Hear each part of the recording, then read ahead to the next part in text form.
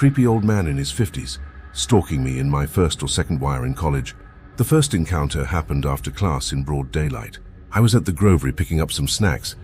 I felt as if someone was staring at me, and I met the eyes of an old man. This happened a few times more. I thought nothing of it and walked home. While walking home, I had this strong sensation that someone was staring at my back. So I glanced back, and lo and behold, the old man was there. It was only him and me along that street, so I started panicking. I started walking faster and glanced back. He walked faster too. Panic turned into fear as I screamed back, "Stop following me." He answered back, "I just want to get to know you." I ran with him in my heels all the way to our house, and I slammed the door behind me. He rang the doorbell, and I was so afraid and told my mom that an old guy was stalking me. My mom, however, instead of going outside to scold him, she laughed and told me it's nice to have an admirer. Like WTF. She even opened the door and talked to him. I was horrified beyond belief. What he said next just rendered me speechless. He mentioned my name, my school, what degree I was studying, all of my classes and what time they were. I had no idea how he knew all of this. He just wanted to get to know me. I wasn't even 18, I think, so this was all new to me. My mom shut the door and found it all funny.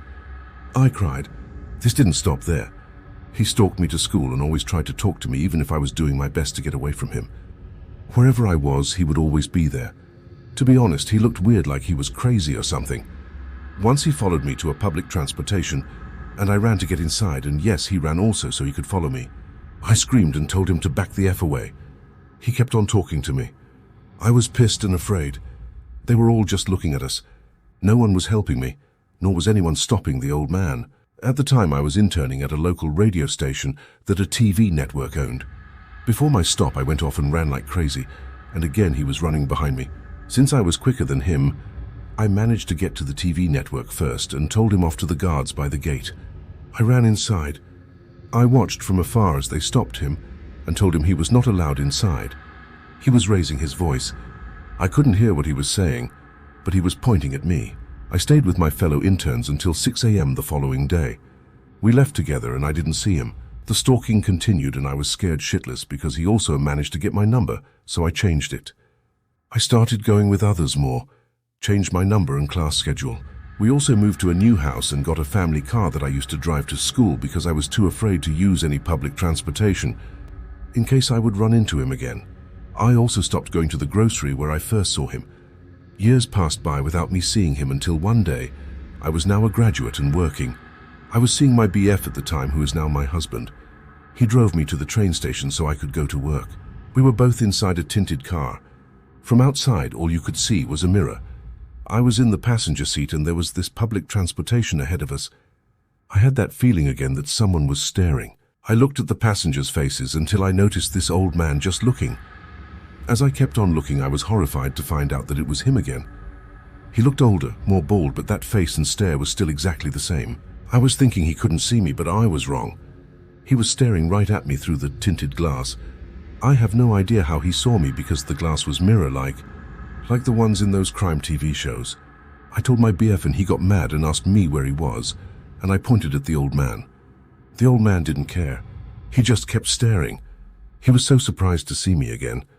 The public transportation kept on its route, and the old man wanted to get off, but he couldn't. I had my heart in my throat. I was terrified and I had a hard time breathing. I felt that fear I had the first time I was running away from him. That was the last time I saw him. The old creeper. His name was Hubert. I remember from one of the times he tried talking to me.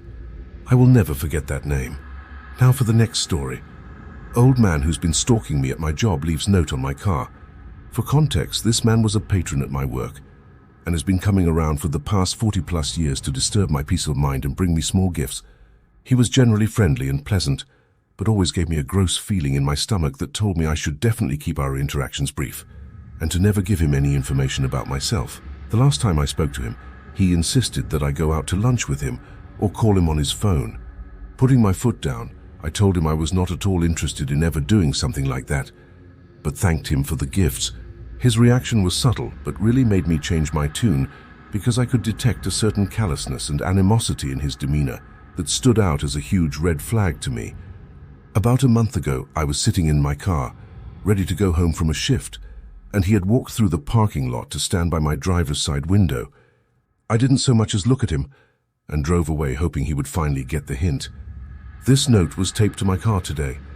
I have no idea why he addressed me as Garbo, but I have to assume it's a reference to Greta Garbo. Hopefully this is the end of him coming around, but of course I will be on guard for anything suspicious. Now for the next story. 50-year-old man stalked me at work.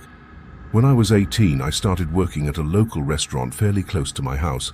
I don't drive because of my claustrophobia and fear of loss of control, so it was nice working at a place where I could walk to in less than 15 minutes. About a month into the job, I was working late one night, and a middle-aged man comes in, and since the restaurant was practically empty, I thought it'd be harmless to talk with him about his day. He sat at the bar and only drank a Bud Light. Didn't even touch his chips and salsa. I don't know why I remember this detail. He went on about how his week was rough.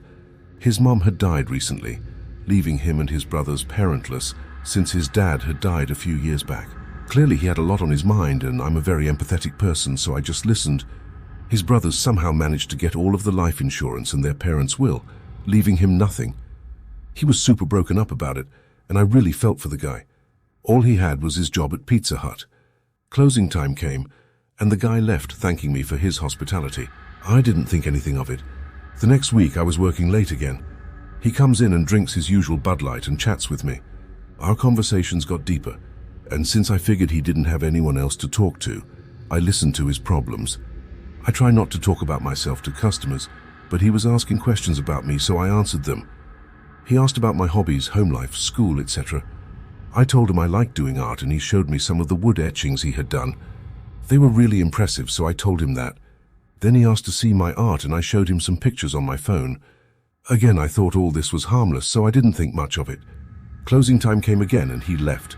He showed up a few times a week after that, and we had our usual discussions. I started noticing that when I had to close the restaurant, he would stay until the minute we closed. I started to feel uneasy about it, but I figured I was just paranoid because of my anxiety. I brushed it off until my co-workers were working a night when I was off, and he came in asking for me. They said I wasn't working, and he demanded them to tell him when I was working next. They lied and said they didn't know. He seemed pressed. They said he didn't stay to drink and just left after that. Now I was freaked out. He started coming into the restaurant every day, so he even came in on Christmas Eve and again stayed till close. I was trying to be cautious around him and didn't say much. Then he mentioned he wanted to bring me some art supplies because he had a bunch he didn't know how to use and didn't want them to go to waste. I said that I was okay and I didn't know how to use them either. He insisted. Then what he said next really freaked me out. He told me I can come by your house and drop it off. It's too heavy to carry while you walk home. I'd never told him I walk home. My mind was running a mile a minute. Had he been watching me? Had he been following me? Did he know where I live? I told him I was fine and didn't need the supplies. I repeated that over and over again until he seemed to get the point. Later I told my manager about it, and he understood why I was so freaked out around him. He told me that I could hide when he came in, so he thought I wasn't there. He said he couldn't really kick him out of the restaurant because he hadn't done anything to harm anyone, but he was willing to protect me from potential harm. It worked for a few weeks. The guy came in often and saw I wasn't there and left. Until one busy Friday night, we were slammed and I couldn't hide. We were so busy I had no idea he was even there. My co-worker let me know and said that he had been watching me like a hawk all night. I avoided going around the bar where he sat so he wouldn't try to say anything to me. Until one moment where I had to maneuver around a family that was getting up to leave, he put his hand around my arm and asked for me to listen to him for just a second. I told him I was very busy and had to get back to work. He just handed me a slip of paper with his name and number on it and told me to call him whenever I wanted the art supplies. I told him that it was inappropriate. He told me he was just being friendly. I told my manager, and he told me I could go home, but I was scared to walk home because I thought he would follow me. I called my dad and he came into the restaurant and made sure the guy saw me leave with him. He had stopped showing up after that. I thought I had seen the last of him until one afternoon he came in and I didn't have time to hide because I was cleaning a table. He sat at the bar and my co-worker was taking care of him. I thought he decided to leave me alone at that point, so I let my guard down. Wrong move. I was cleaning a table with my back facing the bar, and suddenly he had me cornered in the booth. He told me to stay where I was, and that he had something for me in his car. He left, and I ran to my manager's office and told him everything. He told me to hide in the kitchen, and when the man came in, he asked him to leave and not come back, and that he had made me and other workers very uncomfortable with his actions. I peeked out of the kitchen and saw him leave, pissed with a huge bag of God knows what. He saw me and stopped, but decided it wasn't worth it and left for good. It's been a year since that happened, but I still get scared any time I walk past the local Pizza Hut, or whenever a middle-aged man sits at the bar. I can't interact with customers like I used to, out of fear that they'll be like him.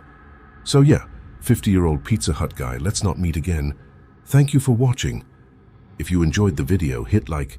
If you would like to see more, feel free to subscribe.